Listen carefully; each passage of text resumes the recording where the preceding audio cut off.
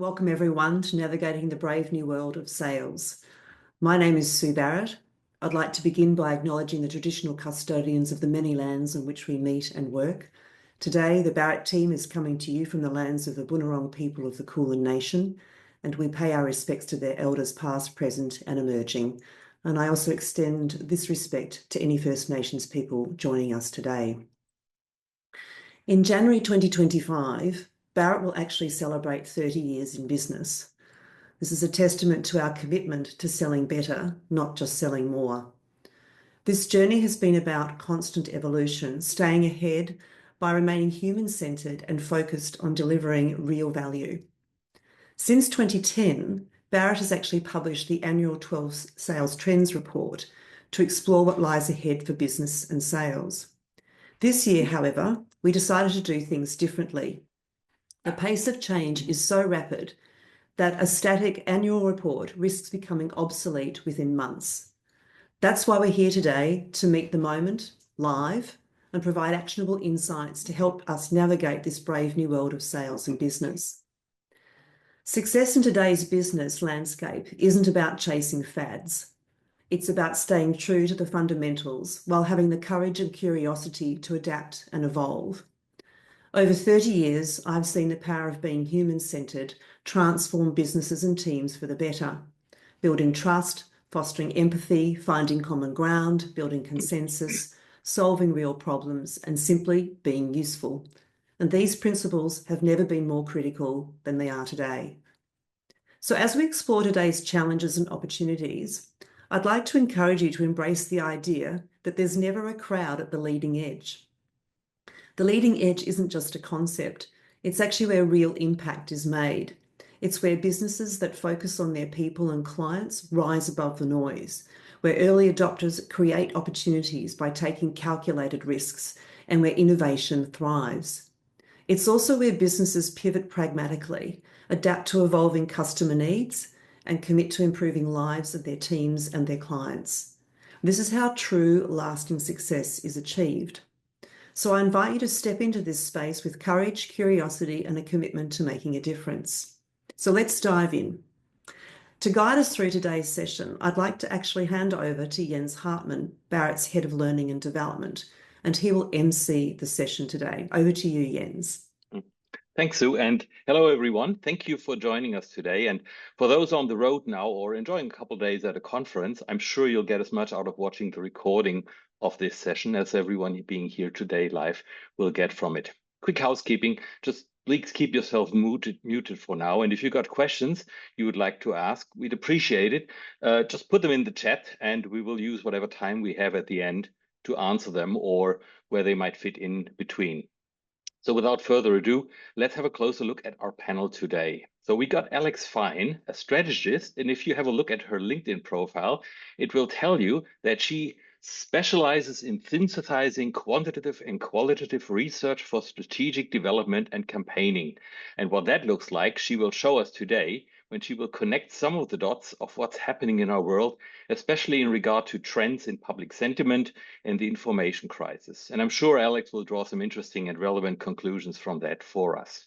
Sue Barrett, who most of us know from working with Barrett Consulting now or in the past, already mentioned that our goal today is to take these insights, recognize the trends evolving from this, and help us all make sure we can stay ahead of those trends, be proactive about them, avoid whatever traps and obstacles they present, and make the best out of any opportunities they could bring to your business. So let's get started.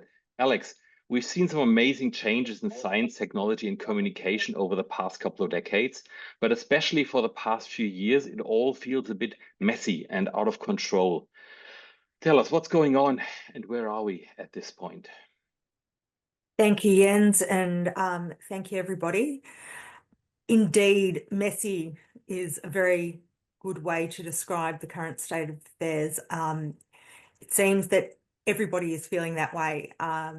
I do a lot of work tracking public sentiment, and the prevailing sentiment amongst ordinary people, amongst Australians in general, is that the pandemic has left in its wake a a sense of rupture.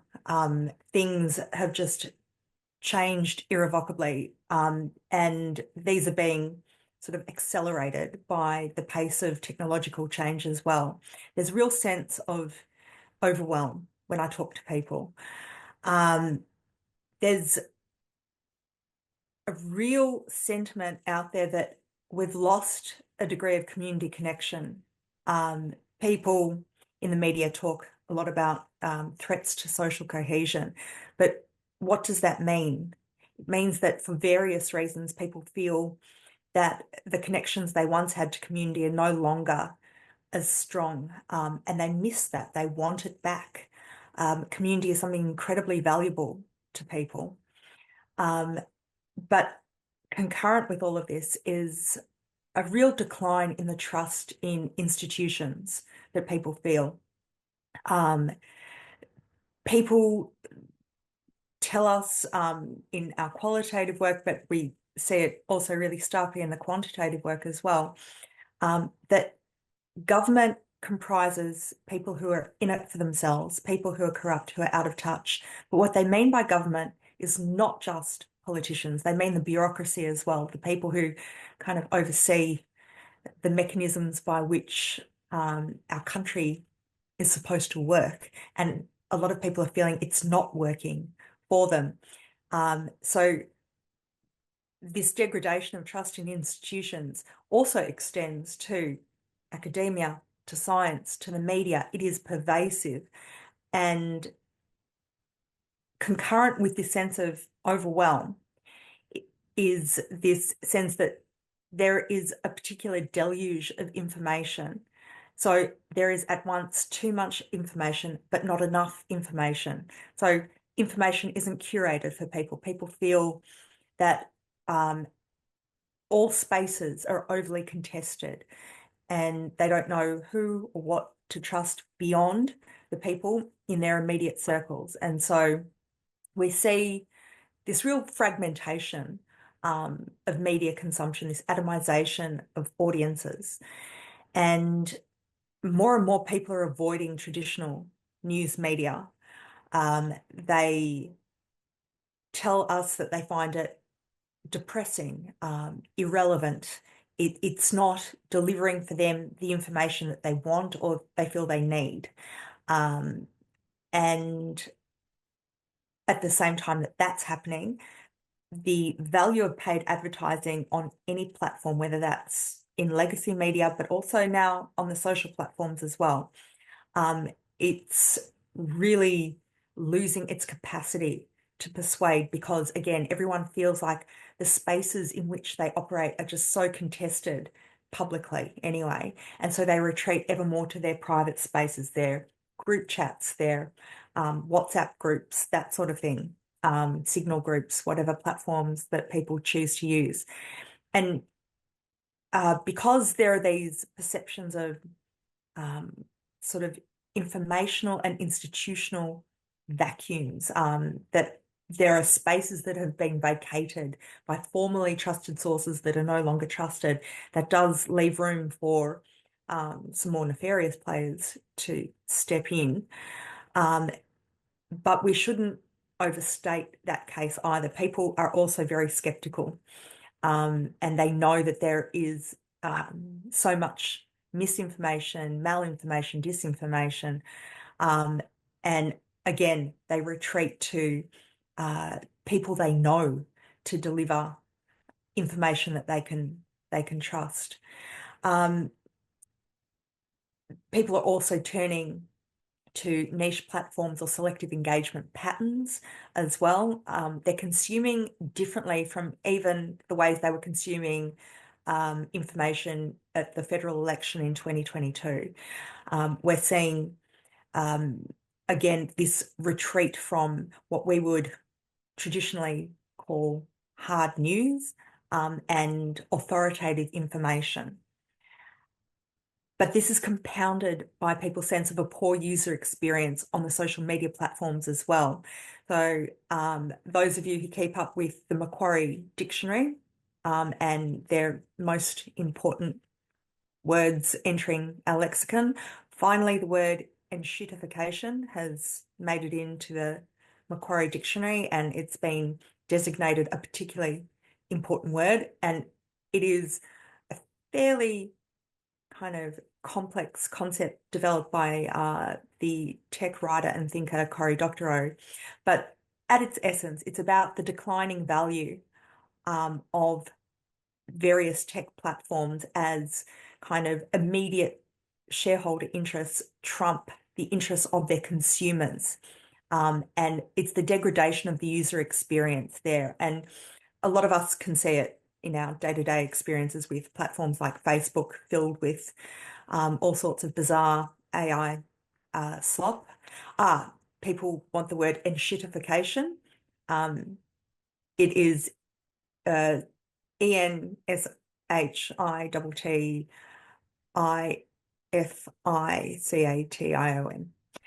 So,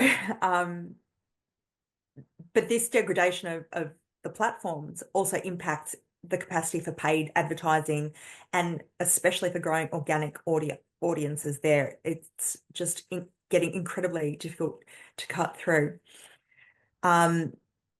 So this flood of informational noise has made clear, actionable messaging ever more necessary, but ever more difficult to deliver.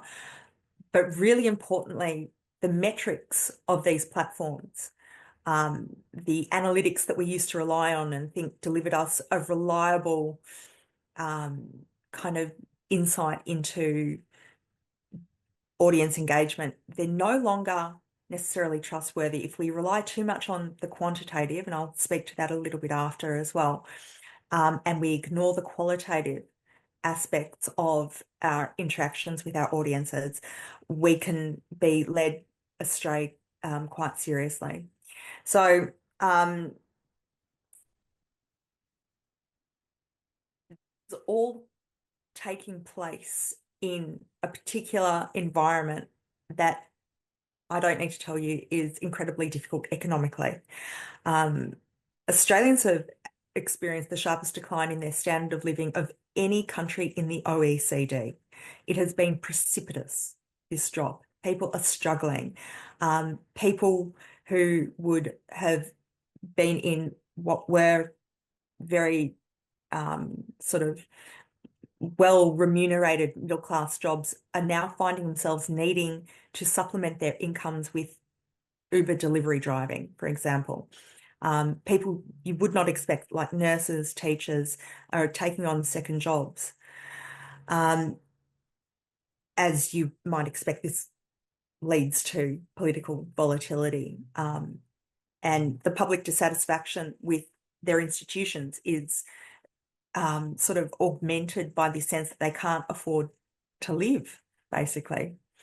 But within all of this morass, there's a bit of cognitive dissonance going on, because we hear from people, and we see in the quant work as well, that on the one hand, people really want greater government intervention. They want a retreat from privatisation. They see the experiments of privatisation as not having delivered the outcomes promised in terms of greater efficiency or better services. They think back fondly to the times of Telstra, for example, being in public ownership. But while they think that, they also feel that government is incredibly inefficient, and that government's not the answer somehow either. And that if government's building things, it will take forever and it's not going to work. And wouldn't it be more efficient to have the private sector involved? So this is what I mean by cognitive dissonance. They're holding to seemingly contradictory thoughts at once, a lot of people. And for those of you who interact with younger people on social media, you'll see various references to late stage capitalism, declarations of a crisis in capitalism, all that sort of thing.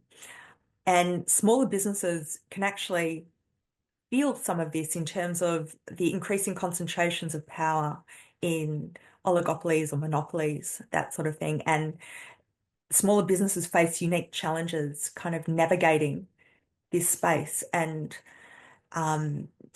in building trust in an environment where trust has become so degraded. But small businesses actually have significant advantages in terms of where community sentiment lies. There is still considerable support. Yes, sorry, the source is the AFR for the drop-in standard of living. Yes, so where there is a sense amongst people across cohorts that larger corporates are inherently predatory, and there is deep, deep antipathy towards larger corporate players, smaller and medium-sized businesses still have the trust of people. So where I began with cognitive dissonance, we can actually start to pick it apart a bit. People do distinguish between smaller and larger businesses. There is still trust that smaller businesses and medium-sized enterprises as well can deliver for customers and build relationships with customers. And this is where what Sue talks so brilliantly about in terms of authenticity and human-centric strategies become really so important in giving smaller businesses their competitive advantage in what can often seem like a playing field that's not level. Smaller businesses can also come up against organised opposition and campaigning in this new media environment, particularly if their business in any way engages with progressive ideas. There's really well-networked, sophisticated opposition to things like the renewable energy transition. And traditional counter-messaging strategies no longer work there. There needs to be a new approach here. Unfortunately, we don't have time for me to get into the details of that new approach, but it requires people in progressive spaces to network as well and to amplify each other in the face of this. So I began by talking about sort of the accelerating pace of technological change and the impacts on people and their sense of trust in things being degraded also by this as well, because where there's tech, there is hype. And where there's hype, there is over-promising and under-delivering. And we're seeing a lot of that with, we've seen in the past, certainly with things like the metaverse, with crypto, all of these things were going to be transformational, and we were going to be buying virtual property and selling it, and we were all going to become very rich off the blockchain. And sure, Bitcoin's enjoying a moment right now before it enjoys the next bust that comes. AI has come into this tech hype space, and what drives a lot of this hype is sort of how particularly the big tech platforms burst onto the scene and gave kind of a misleading impression of what's possible. They broke onto the scene, platforms like Uber, Amazon, Facebook, the real titans, Google. They broke onto the scene during a really unusual low interest rate environment. And they were able to create walled gardens of varying forms. And again, we don't have time to kind of go into the nitty-gritty of this, but and leverage network effects that made them enormous and able to engage monopolistically. And for a long time, it looked like they were on trajectories of infinite growth, but we know that the laws of physics tell us that infinite growth is rarely possible. Where we find out of control growth, we tend to find things like tumors, if we want to kind of stretch a metaphor. And things like the metaverse, crypto and AI, these are attempts by the tech industry to kind of hark back to an era where the impression of infinite growth was possible. And so they're trying to sell things that don't necessarily match the promises. in order to deliver, you know, that explosive growth that will never end. And part of tech dominance means that we have become very susceptible to the promises of quantification. And this is what I was referring to earlier, that when we are overly reliant on quantified metrics to the detriment of qualitative engagement with the sentiment of our clients, our stakeholders, we miss really important cues, and we can even, in some cases, be misled. People may remember the pivot to video that Facebook once promised. Everyone was going to consume everything on video, and news organizations invested so much money in completely transforming their operations to pivot to video. But the metrics were being cooked, and video views were not really representative of engagement. Something would be classified as a view if it just came across someone's feed. It wasn't that people were necessarily engaging with the content. And this is what I mean by we need to be, you know, real critical thinkers when it comes to these quantified metrics. Because fundamentally, we're operating in complex systems.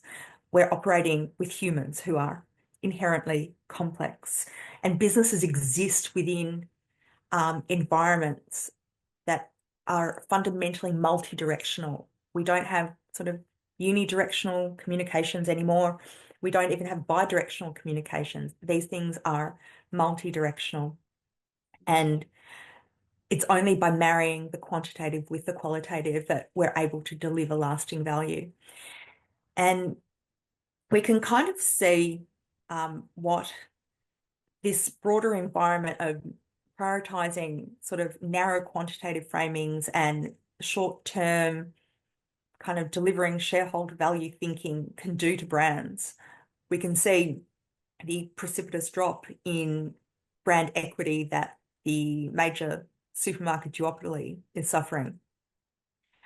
These are public companies like Qantas as well, which used to be such a trusted brand.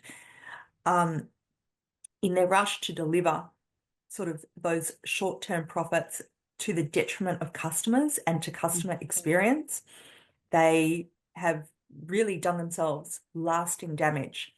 Whereas if you look at a private company like Aldi that has a different suite of incentives guiding them, and things are able to be looked at a kind of, or within a longer time frame, they're able to operate really differently. And Aldi's brand equity is through the roof right now. So the opportunities here are for authenticity and customer centricity in this era of skepticism and informational overwhelm. Authentic engagement, but more importantly, the material improvement of customers' lives can provide the best insulation against volatility.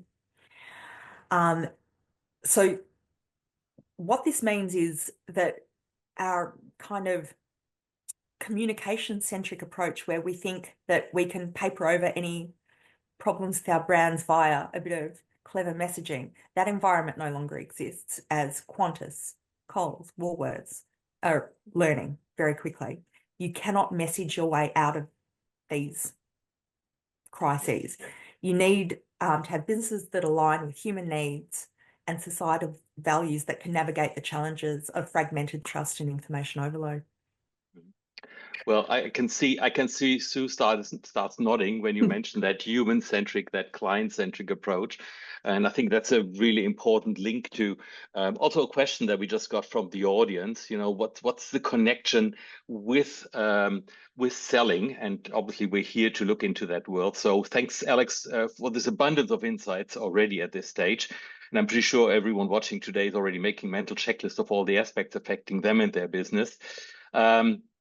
But yeah, given that this economic changes and resulting pressure, and obviously based on your research and experience, Sue, around these topics, what would you say are the 3 or 4 most important areas businesses, leaders, teams need to be paying attention to, specifically, when operating a sales business. And Alex, obviously, knowing how good you are at connecting the dots, please add your perspective where you can to this. Thank you. Thanks, Alex, and thanks, Jens. Well, let me start by saying that research around the world, this is from Gartner, says that from a B2B sales team perspective, 80% of B2B salespeople are struggling with all of these changes and adaptations that are happening out there in the world. And sadly to say, 40% of those people are actually resistant to change. So we've got this overwhelm not only affecting us as humans and societies, but also actually on the ground when it comes to the pragmatic nature of getting out there and engaging with customers. So when I think about the 3 or 4 things that are really important that we need to pay attention to and to bring on board and actually be able to navigate our way through these sorts of changes, what we've got to look at first is that hybrid selling. This is this ability to be both able to do something remote with clients, but also then go in person. So if we think B2B salespeople, we've got to be able to navigate and handle tech. We've got to be able to have relationships that we can actually forge online as well as in person. And I'm reminded of a saying that actually I came across at the end of 2020. And it goes like this: there are decades where nothing happens and weeks where decades happen. And this is what we're finding at the moment, that these salespeople really need to become tech savvy, because we're also seeing that clients are doing a lot of research now online. And whereas in the past for B2B sales, you could have your trade marketing, your trade brochure, that kind of thing, but you actually have to have a front door on the internet that actually is very easy for clients to be able to start researching you. So it needs to be content rich. Salespeople need to be able to then use that to actually engage with these clients and prospects effectively. So back to Alex's point about the issue with overwhelm, but also needing to be able to cut through. What we have to do is get back to human. So some of this is a bit retro. Being able to actually pick a phone up and call someone, being able to craft a really sincere, effective, and interesting and engaging email specifically to the people that you want to engage with. The old EDM that's targeted an approach, because being able to craft and curate and engage people requires a level of awareness and understanding about the people that you're interacting with. So you can't just, like your way through something. You can't just look at likes on things or just spam people with information. The other thing too, because the world at the moment is really kind of volatile, people are also very nervous. So the C-suite, their number one priority is managing risk. How do I navigate my business through these turbulent times? And whilst managing risk, you'd think people would shut down. Yes, indecision is a competitor. But in times of crisis, clients are actually looking for escape route. They want something that's going to get them out of these challenging situations. And so while at the moment 3% of the B2B client base is open to, to buy now, about 40% of these clients are actually open to ideas.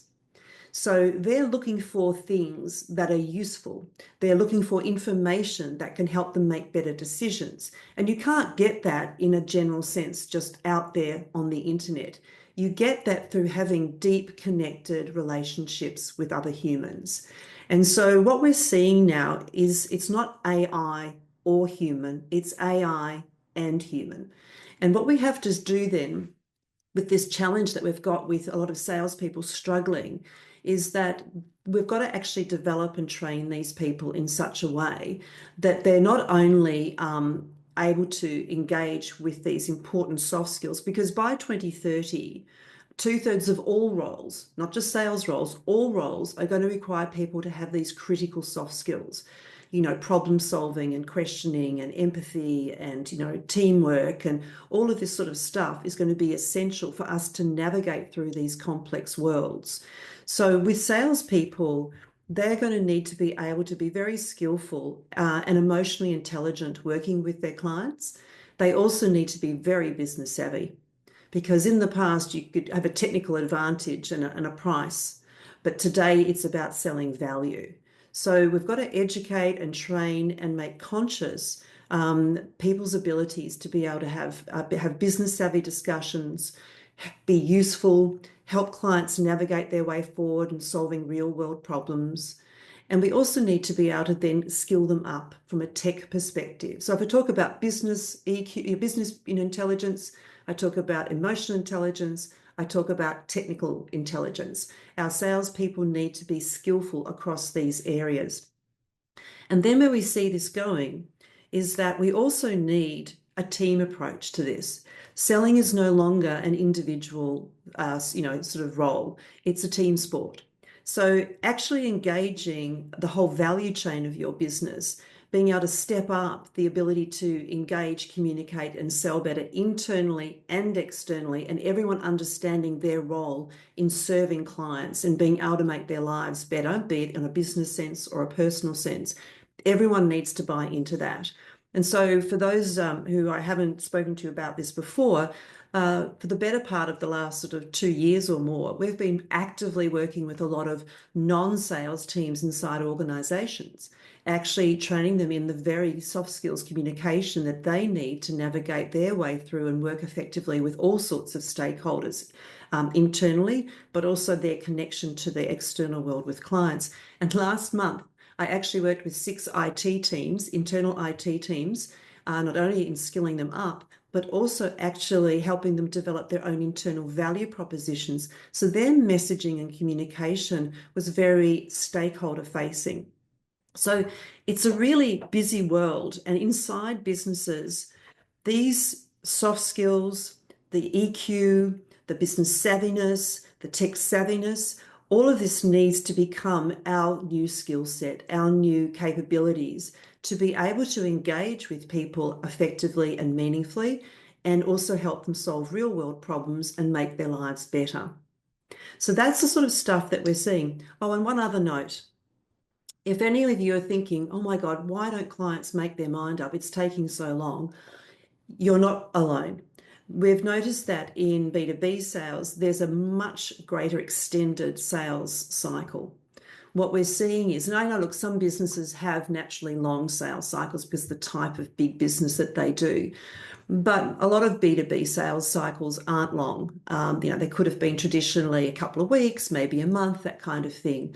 But the average B2B sales cycle now, and this obviously covers all sorts of industries, is now 192 days. And that's from hello to a possible win. You may not get it, but this is now precipitating a much higher concentrated effort of staying in touch with people, because a lot of them, as I said, are nervous about making decisions. So we've got to help them understand how they can make decisions effectively in even little bits. Like they might not be able to take the whole deal on board, but they might be able to take little bits with you, and you build that out and you build confidence. They trust you. They know what you're saying actually works. And so this is coming back to the aspects that Alex was talking about trust. And being able to actually build that capability that people can rely on you. And as Alex pointed out, people are wanting these genuine, authentic, human-to-human relationships, because in the world that we've been kind of, thrown into over the last, 20, 30 years, that's been lost. And people are, just generally, people are incredibly lonely. So there's that malaise, but also people are just, a spreadsheet and an internet and the quant stuff doesn't give you the nuanced answers you need to navigate through these complex issues. So there's some of the things that we need to sort of factor in to help us navigate our way forward.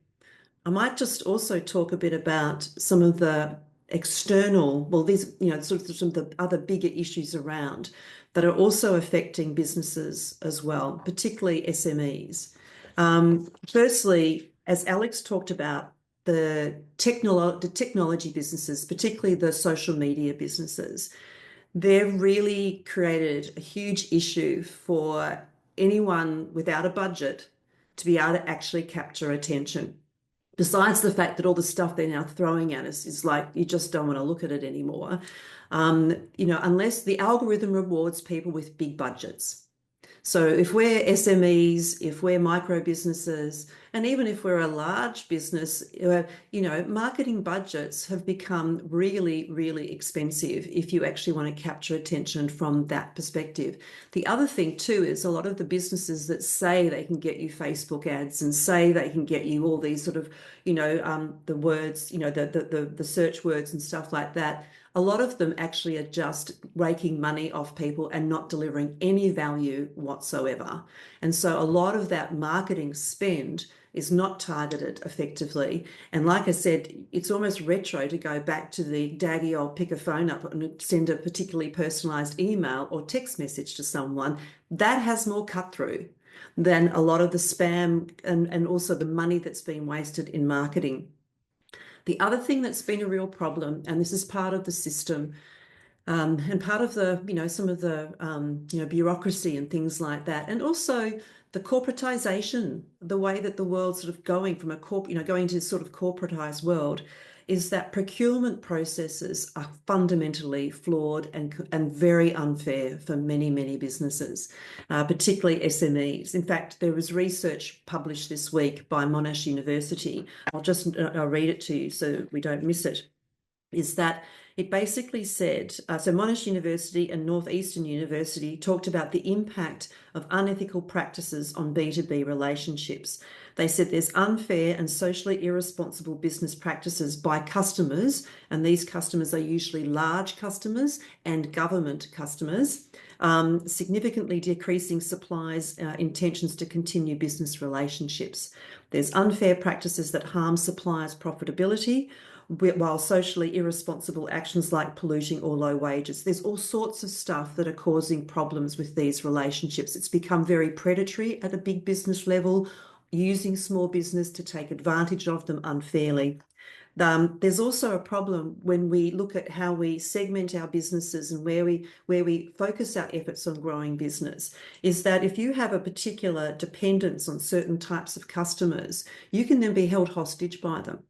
And we see that very much in terms of the supermarkets, the duopoly, and how they actually hold a lot of these suppliers hostage in terms of how they negotiate deals and things like that.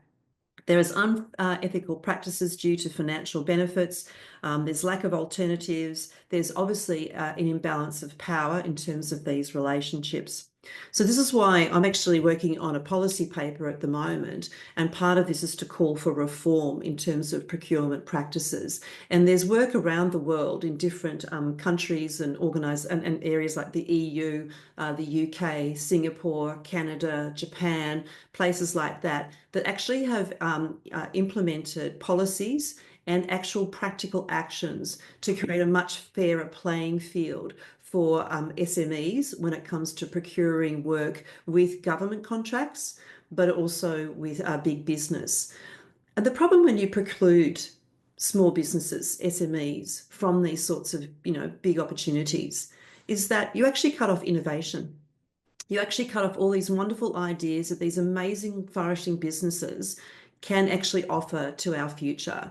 And this is where you actually end up with these big organizations, keeping it to themselves. And we only have to look back at some of the stuff around the big four consulting firms and the horrific, stories that have come out of how they've been holding on to certain government contracts. So whatever your thoughts are about this, if we want to do good business and we've got great things to take to clients, it would also help a little bit that if there was a fairer playing field to be able to actually be fair, competitive in those environments, because the majority of businesses that run this country are SMEs and micro businesses. Yeah. So I'd like to bounce that ball back over to Alex, because obviously we're all talking about this information overload as well as fragmented media, loss of community, etc. How can businesses now deliver meaningful and authentic messages that resonate with that increasingly skeptical and hard to reach audiences? So what, as a SME, which you just addressed, as a SME in particular, how can you find your way into the ears of people and get listened to, with all the limitations that obviously you describe, both of you, Alex and Sue, I'd be curious to learn about that. So it's incredibly challenging. I would say my first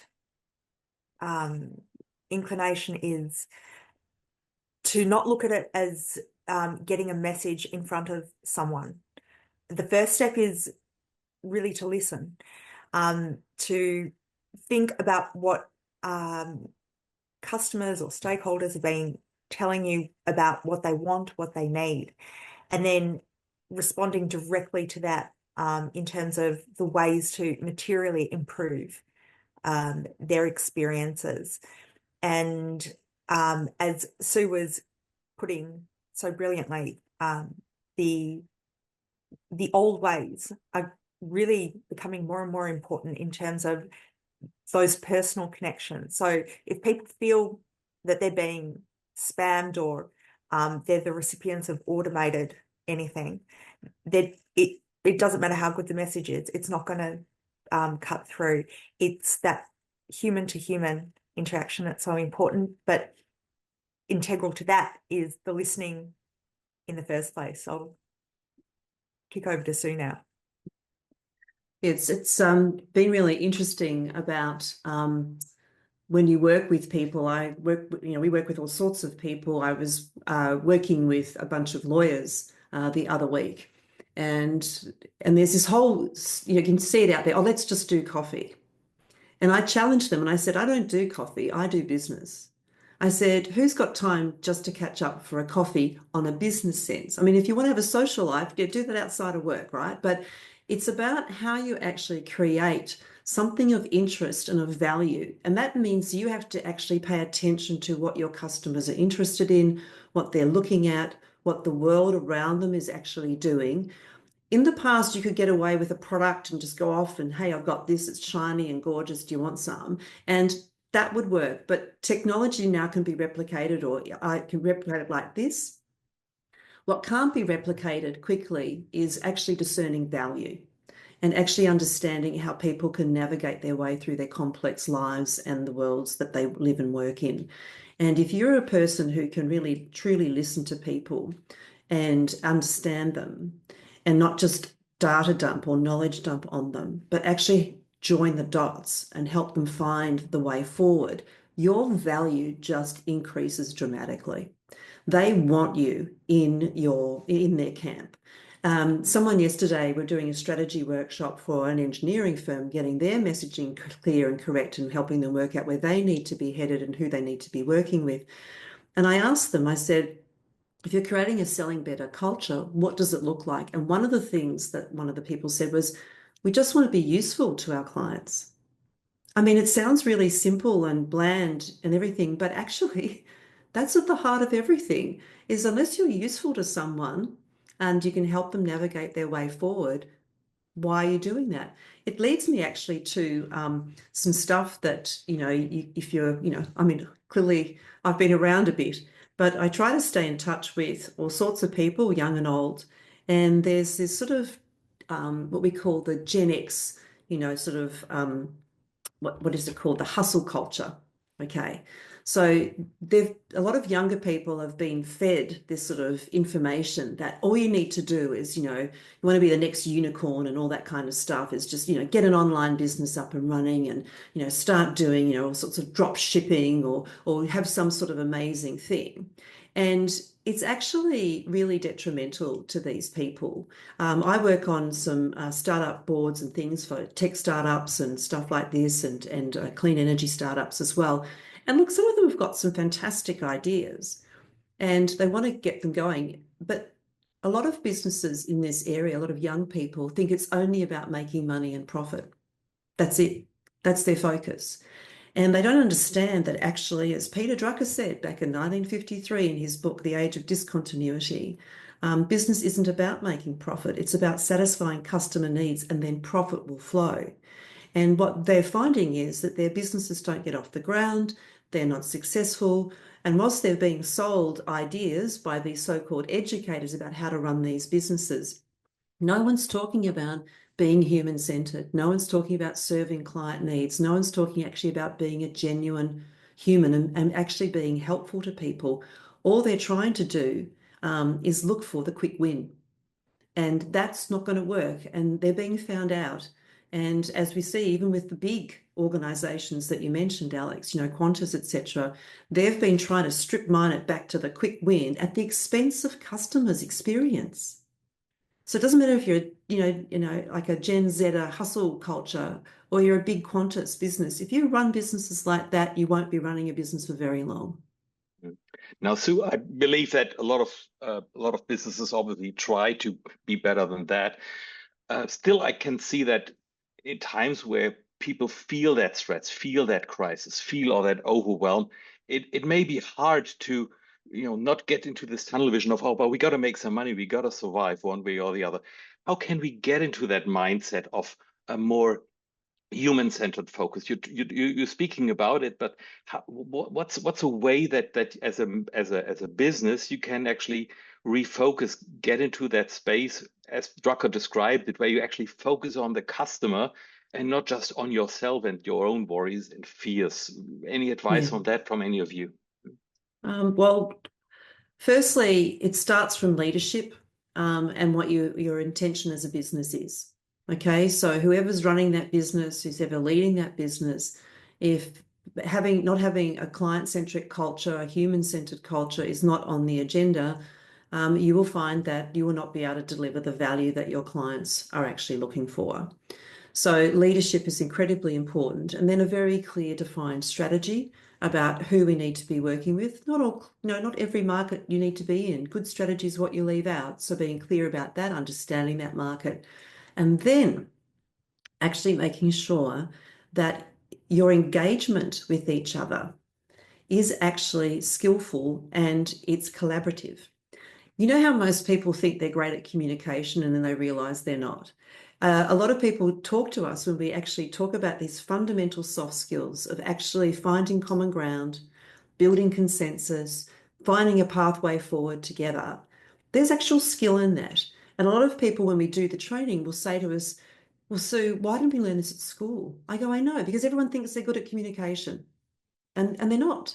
And there's skill in this, being able to work through things, navigate tricky situations without upsetting people in a way that's actually insensitive. And so we've got to get away from what I call show up and throw up information sales approach to a much more collaborative, engaging, listening, understanding, working out how we can actually do good business together approach. But that requires people to be skilled, and that requires them then to be trained, and then it requires that to become a normal way of life. And that's not just with clients, but with each other. So the antidote to all the things that we're talking about, besides having a clear strategy and all of that, is actually how to build healthy, productive, prosperous relationships with other humans. And when we do that, boy, it becomes interesting and exciting and much more enjoyable for people. Like it's liberating rather than the hard sell, look at me and look what I've got kind of approach. So we are at a major tipping point and a major transition where we want to be able to shift to this. And when we do shift to that, much better things actually emerge out of that. But we have to train our people to do this, and we have to keep training them and helping them navigate this. Yeah. Alex, you just said, why didn't we learn that at school? Obviously, one question is, out of all these things that we can do these days with technology, which is actually worthwhile being embraced by organizations? Obviously, organizations try to embrace and use AI, and not see it as the enemy, but find opportunities there. But do you have some advice for us as to, which things might just be fads and we might as well skip them, and which things should we really embrace when it comes to moving forward into that new space?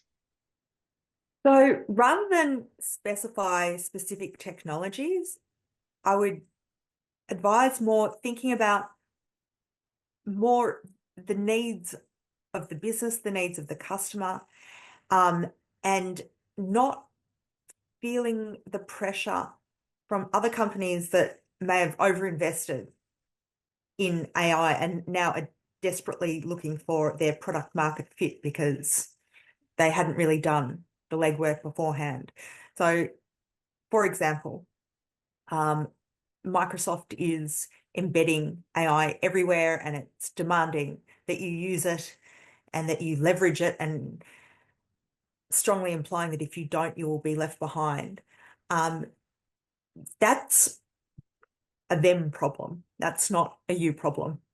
And so just coming to all of these things with a bit of critical thinking, and that entails also looking at innovative ways that these new technologies or platforms could help, and not being sort of stuck in the past either. It's a delicate balance, but finding that balance and really getting back to the core of what does your business deliver, and does this tool help me deliver that better to the customer? Thank you, Sue. Anything to add from your side? Well, I do think we, as salespeople, we need to learn how to use technology like Zoom or Teams and those sorts of things. We need to learn how to do demonstrations remotely.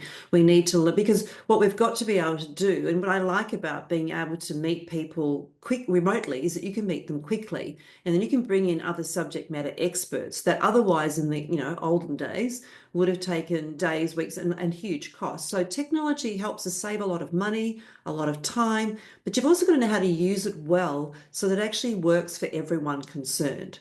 And so that's part of this, having it as part of your repertoire of capability. And the other thing about, data analytics and those types of things, just remember data isn't facts. And facts isn't information, and information isn't knowledge, and knowledge isn't wisdom. So, what are you using data for? And if that data gives you some signals, what you want to be able to do is then marry it with a human interaction, which then digs into some of the nuances and things that you can't always capture on that, on that spreadsheet, so to speak. And so it gives you ideas or clues. So people can use data analytics and information to personalize connections with people, but you don't want to just cut it out of a chat GTP. You've got to curate that and think, how is that going to engage that person? How is it going to capture their attention? I mean, humans' attention spans are dropping. They're dropped from about 12 seconds back in the year 2000 to less than 8 now. However, if you think it's dropping, you might think we can't pay attention. That's not true. We can pay attention. In fact, we're very good at paying attention. It's just that you've got to give us a damn good reason to pay attention.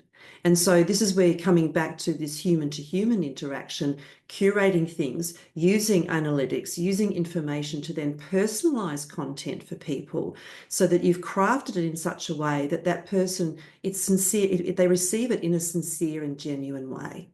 That will start building bridges of connection for people. And that's why I don't do coffee. I do business. Because if I'm going to actually have you pay attention to me and then me be able to listen to you, I better give you a damn good reason to do so. And I also should be that person that's going to actually be helpful. Because if you're struggling with something and I can provide you with something that you go, hadn't thought about that before, or yes, that's what I was thinking. Yes, let's have a conversation. Now you actually are building bridges of connection and engagement. Selling has often been pitted as a combat sport where you're arm wrestling people.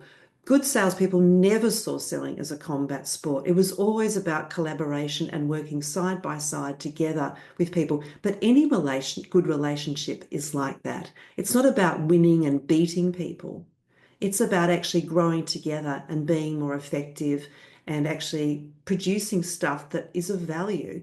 And that's actually incredibly motivating for people when we can express ourselves, use our talents and knowledge and skills really well. So this customer-centric, value-based selling isn't just some tokenistic, label. It's a deep, deep human capability to be able to work really well with people and deliver and drive value and forge healthy, productive, prosperous relationships. Thank you. We're close to the end of our hour, so I'd like to ask, starting with Alex, if I may. Last question, brave new world of selling. What would your summary, your description of this brave new world of selling be, looking back at all the things we discussed in this hour? My summary would be that the threats are also opportunities. The threats from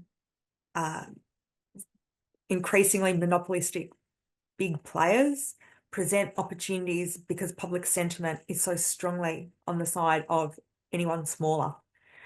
And the competitive advantage that the smaller players have is precisely that human to human interaction that is core to what you all do. And in leveraging that, automation cannot compete. Thank you. Thank you for that. Sue, what would your summary be in addition to that? Okay, well, I think that there's 4 key areas if I'm trying to join the dots. One is being able to navigate complexity, because it is a complex world out there. Businesses, as we said, are facing increasing complex environments, from that, digital first strategies to hybrid selling models, etc. So I think a brave new world there is about challenging companies to adapt quickly, to embrace the uncertainty and navigate new, pathways forward. So incorporating AI, incorporating this human-centered approach, incorporating this hyper-personalized customer experience, there's that. Human centricity is at the forefront. So despite, as Alex said, the advances in AI and technology, the Brave New World actually highlights the critical importance of empathy, trust, and human connection. And success isn't just about automated processes, it's actually about delivering value and materially improving the lives and building lasting relationships. The third one would be adapting to the more empowered customers. So buyers today are much more informed. They're also skeptical, but they're value-driven too. So the Brave New World really demands that sales and business strategies prioritise solving real problems, showcasing sustainability, and then aligning with clients' needs and values. And finally, I'd say we've got to be resilient and practice reinvention. So as the landscape keeps evolving, staying relevant requires actually us to adopt continuous learning, innovations, the courage to challenge outdated practices. There's a lot of inertia inside businesses. They don't like upsetting the status quo. You've got to be able to be courageous to challenge those. So that Brave New World also pushes businesses to not just follow trends, but actually to lead with purpose and integrity, which is why I said, at the leading edge, there's never a crowd. So if you're actually going out there, I think it's about seizing opportunities presented by the change, embracing technology without losing the human touch, staying adaptable, daring to create clear water between you and your competition by delivering authentic and meaningful value. Beautiful. Thank you so much. Thank you, everyone, for joining us today. As we explore the brave new world of sales and business, it's clear that thriving in these rapidly changing times requires a bit more than just your classic tools and strategies. It demands trust, meaningful connections, empowering your teams to engage on that human level. And so with purpose, make yourself useful. Clearly requires us to be a bit brave too. Special thank you to Alex Fein. I enjoy listening to you and your incredible insights into the macro trends shaping our world. I'm pretty sure we could continue this, and I hope we can at some other stage. Thank you to Sue for sharing your invaluable expertise in navigating these changes at a practical, human-centered level for us as a business, obviously, for you, all our clients out there, for those other people in the community, in the broader community Sue has engaged with over the past few years. Alex and Sue, your perspective has truly set the stage for some meaningful action here. Thank you. Big thank you also to our team, especially Astrid and Hannah, for setting up and preparing this and helping me in the background juggle questions and things like that. As you know, at Barrett, we're passionate about helping businesses like yours adapt with confidence. And if you're ready to take the next step, we'd be honored to be your partner on this journey, helping your teams engage, communicate, and sell better, create these real lasting value and relationship for your clients, your business, and the community. Thank you everyone for your time, your curiosity, your commitment today. Stay inspired, connected, and let's keep moving forward together. Thanks everyone. Have a great day.